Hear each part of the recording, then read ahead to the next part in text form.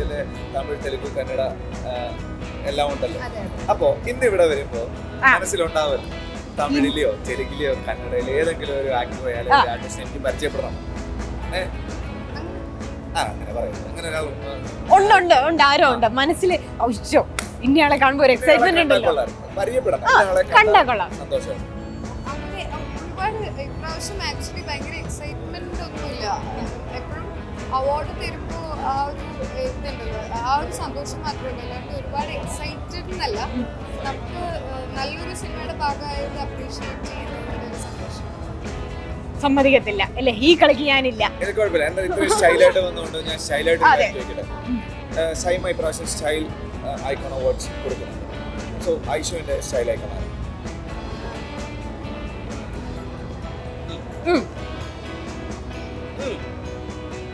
വളരെ ചിന്തിച്ചിട്ട് എത്ര സമയമുണ്ടല്ലോ ചിന്തിക്ക്. ചിന്തിച്ചോളൂ, ഞങ്ങൾ ഇവിടെ വന്നോളൂ. എനിക്ക് തോന്നുന്നു മമ്മൂക്ക.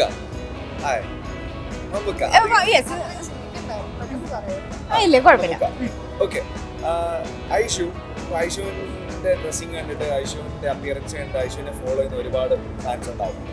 ആ ഫാൻസിന് ഐഷു കൊടുക്കുന്ന ഒരു സ്റ്റൈൽ ടിപ്പ് എന്തായിരിക്കും?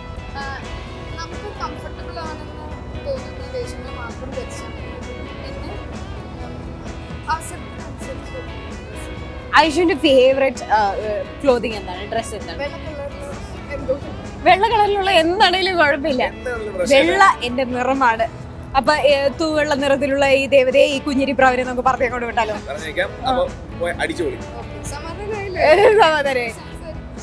All the best. അതായത് അനുശ്രീക്ക് ഒരു സ്റ്റൈൽ ടിപ്പ് കൊടുക്കും.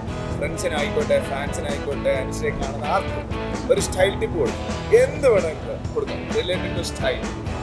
അങ്ങനെയില്ല, ഇപ്പം ഞാൻ തന്നെ ഇപ്പം ഞാൻ തന്നെ ഫസ്റ്റ് ടൈമാണ് ഇങ്ങനത്തെ ഒരു സാധനം. പക്ഷെ അത് ഒരു പക്ഷേ എനിക്ക് ഈ ഹോസ്പിറ്റലിൽ തോന്നി വേറെ പേടിയുണ്ടായിരുന്നു, ഒരു കോൺഫിഡൻസിൻ്റെ കുറവ് എവിടെയും ഉണ്ടായിരുന്നു. സോ നമ്മൾ എന്ത് സ്റ്റൈൽ ചെയ്യാനായിട്ട് മറ്റൊരു സ്റ്റൈൽ ചെയ്യാനായിട്ട് നോക്കുമ്പോൾ ഫസ്റ്റ് നമ്മൾ ആ ഒരു കോൺഫിഡൻസ് ആയിരുന്നു. സോ ആ ഒരു കോൺഫിഡൻസ് ഉണ്ടെങ്കിൽ എന്ത് വേണമെങ്കിലും എന്ത് ഇട്ടാലും കോൺഫിഡൻസ് ആണ് ടിപ്പ്. ഇട്ടിട്ടൊരു ഒരു കോൺഫിഡന്റോടെ അങ്ങ് നിന്നേക്കാം. അതെ, ഓക്കെ, അങ്ങനെയാണ് സ്റ്റൈൽ ഐക്കൺ ആരാണ്? അനുശ്രീയാണ് സ്റ്റൈൽ ഐക്കൺ. പറഞ്ഞോ?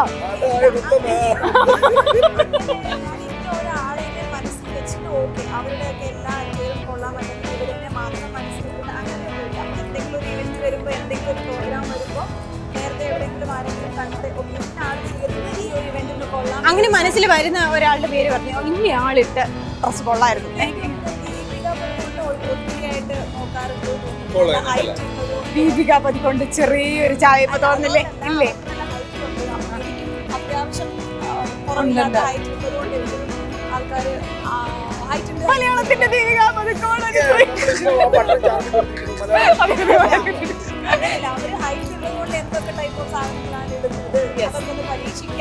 ആക്ച്വലി നല്ലൊരു style ഐക്കോണാണ് Deepika.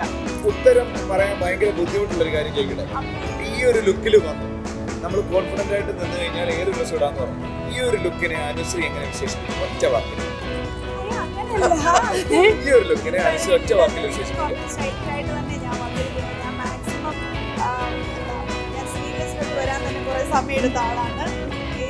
അടിപൊളിയാണല്ലോ. You look great. You have great skin. You have a great figure. ഞാൻ പറഞ്ഞു ഞാൻ അങ്ങനെ യൂസ്ഡ് അല്ലാത്തതുകൊണ്ട് ആ ഒരു കിട്ടി. നമ്മൾ ആദ്യം വന്നപ്പോൾ തന്നെ പറഞ്ഞു എലഗന്റ് ആൻഡ് ക്ലാസി. അടിപൊളിയായിട്ടുണ്ട്. അത് മനസ്സിൽ നിന്ന് വന്നു. അതെ, ഇപ്പം അനുശ്രീ പലരുടെയും സ്റ്റൈൽ ഐക്കോണായി മാറിയിരിക്കുകയാണ്. ആകട്ടെ, ഇല്ലേ, നമ്മളിവിടെ ഒരു മാർക്ക് സെറ്റ് ചെയ്ത് കഴിഞ്ഞിരിക്കുന്നു. ഒന്നുമില്ല, ഞങ്ങളെങ്കിലും പറയുമായിരുന്നു. ആരെങ്കിലും ഞങ്ങളുടെ ഇന്റർവ്യൂ എടുക്കാൻ. ഇനി നമുക്ക് അനുശ്രീ ഉപദ്രവിക്കണോ? പോരെ. ഓക്കെ, അപ്പൊ thank you so much. Saima അടിച്ചു കൊടുക്കും.